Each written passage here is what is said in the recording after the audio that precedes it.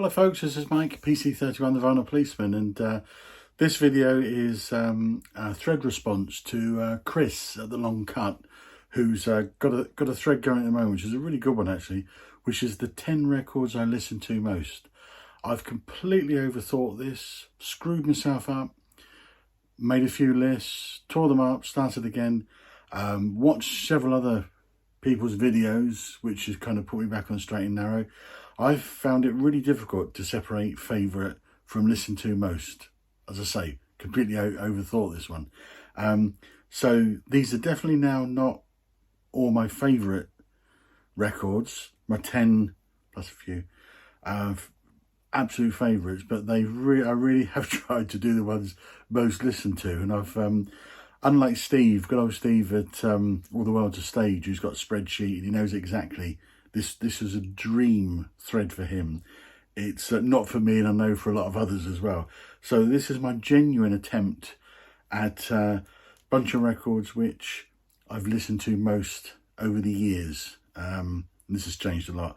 So first one up, debut album from the B-52s. A friend of mine introduced me to this way back late 70s. 79 this came out. It was a debut album, of course. But we must have started listening to this in 79 actually, and he owned it first and he introduced me to it, and it blew us away then.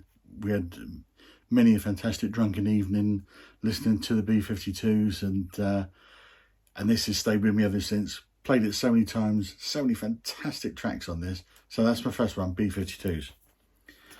Second one, which is one of those albums which I tend to play a lot of music just before I go to sleep. I put my headphones on. Wife goes to sleep alongside me. I've got the headphones on, and I tend to listen to an album quite a few nights before I go to sleep, which I know is probably not a very good thing to do, but I've done it forever. There's several albums I tend to return to, so I've played them an awful lot, and one of them is Neutral Milk Hotel. So In the Aeroplane Over the Sea, and this is from 1998. And this is just one of those albums which, although it's lo-fi, indie rock, psych folk, it's a real one-off album actually. I think it's a masterpiece, I think. It's one of those albums, as I say, although it's lo-fi, I love listening to on headphones because I hear so much. It's so atmospheric and you can get so much from it. So that's another one which I've played to death over the years. Next one, which again, pretty obscure, but it's one, again, it's one which I would listen to before I go off to sleep. And if I want ambient music, although I've got a lot of ambient music, I reach for this so many times, and it's Nick Cave and Warren Ellis, and it's their soundtrack to West of Memphis. It's ambient, it's got a real dissonance to it, it's got a real edge, fantastic, really fantastic music. And I wrote a couple of plays many years ago, and I actually used this at the beginning of the show before the curtain went up, and during the interval played some music from this because the atmosphere was just so good. It suited it so well. So West of Memphis, played it so many times. One which, well, it definitely does fall into the category of absolute favourite. This is definitely top 3 album for me ever. Probably high up in the top 3 as well. Played it to death, always in the car, it's always everywhere. London Calling, The Clash, double album. Just magnificent. I've got so many copies of this as well. This is a red copy I managed to get a hold of. But pretty obvious one, but I just, an absolute constant for me. Came out in December 79 in the UK, and it's an absolute constant. As I say, it's all over the place. Brilliant album, absolutely brilliant. Okay, so my next one is from 1975, their 6th album. Their best album in my opinion, not even Ozzy's opinion actually, and I know this was carnage for Sabbath in the studio because they were being sued by their previous management, and I think Bill Ward said that it was the only time he's ever recorded when there were more lawyers in the studio than there were musicians. But this, as they came out in 1975, and a friend of mine actually introduced me to it, and it was the first bit of Black Sabbath I'd heard. And when I wasn't really into kind of heavy metal, heavy rock music at that stage, and he played me this, and I think I borrowed it and never gave it to him back, and I absolutely loved it.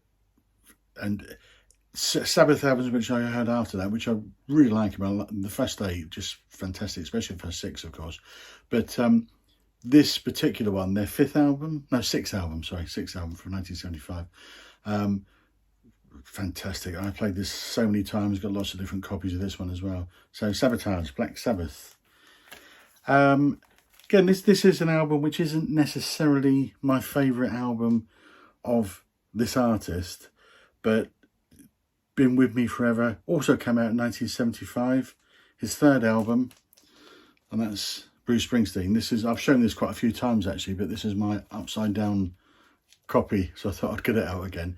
But yeah, Born to Run from 75, as I say, it's not necessarily my top Bruce album, but you know, Thunder Road, 10th Avenue Freeze Out, Jungle Land, Backstreets, Born to Run. It's just such a magnificent album that I've played to death over the years, and again got several copies of it. I'm actually putting together a Bruce Springsteen ranking video at the moment, which I hope to have published by the end of the week. So 21 studio albums, so that'll be a ranking that I've been wanting to do for a long time.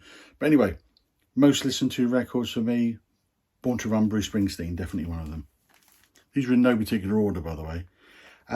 This is another album which isn't necessarily it isn't my favourite from this artist actually, but it's the one I go to when I play this artist and have done since the early 80s. And this is Revelations from 1982, Killing Joke's 3rd album. And for me, this album, the songs on it are so strong, a real kind of dissonance to it. There's a real edge to it. I love the production of it. My favourite Killing Joke album is the debut, but funnily enough, this is the one I probably play a lot. I played a lot more over the years, and I bought it when it came out in 82, so it's been with me forever. But yeah, Revelations, Killing Joke. Next one up is, sorry to repeat myself, but again, this is not my favourite album from the band, so I guess I am following the rules. But the debut album from 1980 from the Comsat Angels, Waiting for a Miracle. And I know this almost squeezed into Rob Walker's top 10. Yeah, it's definitely appeared in mine. This is autographed copy I got to Mike from Stephen Fellows, the lead vocalist, lead guitarist. But it's a fabulous album. And as I say, this is the debut from the Comsat Angels, 1980. I pretty much bought it, probably did buy it in 1980. Yeah, I think I would have done actually. And my friends and I, we used to play this all the time, and it's continued through the years, never tired of it. The songs are so strong on it, absolutely superb. Not my favourite album of theirs, but great album. Waiting for a Miracle, the Comsat Angels. Okay folks, we're nearly there. I've completely lost count of how many I've shown so far, but we're nearly there. Next one, from October 1977, Never Mind the Bollocks, the Sex Pistols. Such a spectacular album. Just, again, played it so many times, never tire of it. In the car, it's just all over the place on all my different systems. And like London Calling, it's just all over the house. You'll find it on different systems. This one, which was produced by Chris Thomas, but I'm absolutely fascinated because the engineer on this was Bill Price. Bill Price, a brilliant engineer. He also engineered London Calling.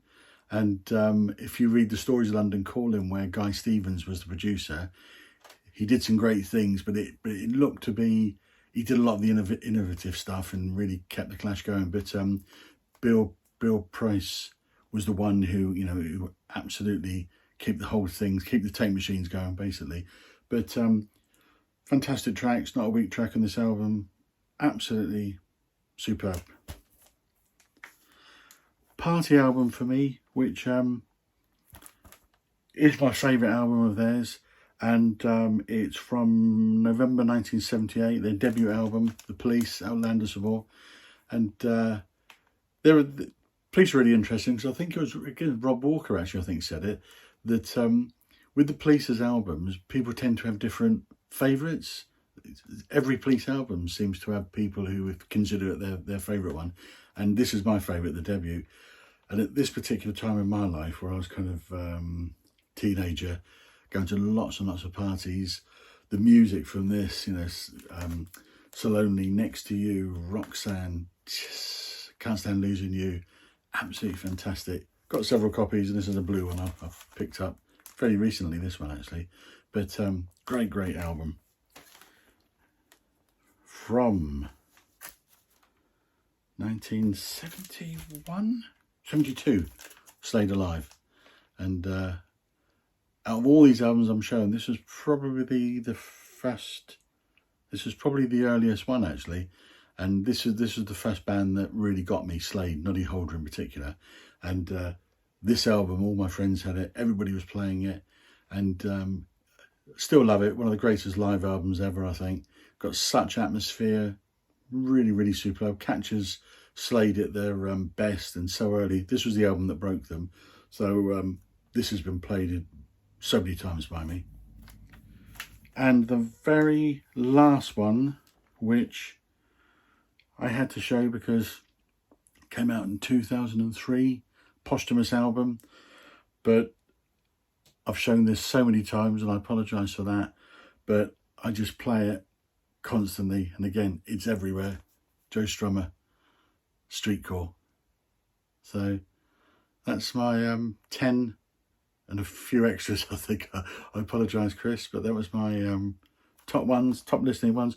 And as I say, my next video I intend to do is ranking of Bruce Springsteen, so that'd be good fun. I've been planning this for quite a long time.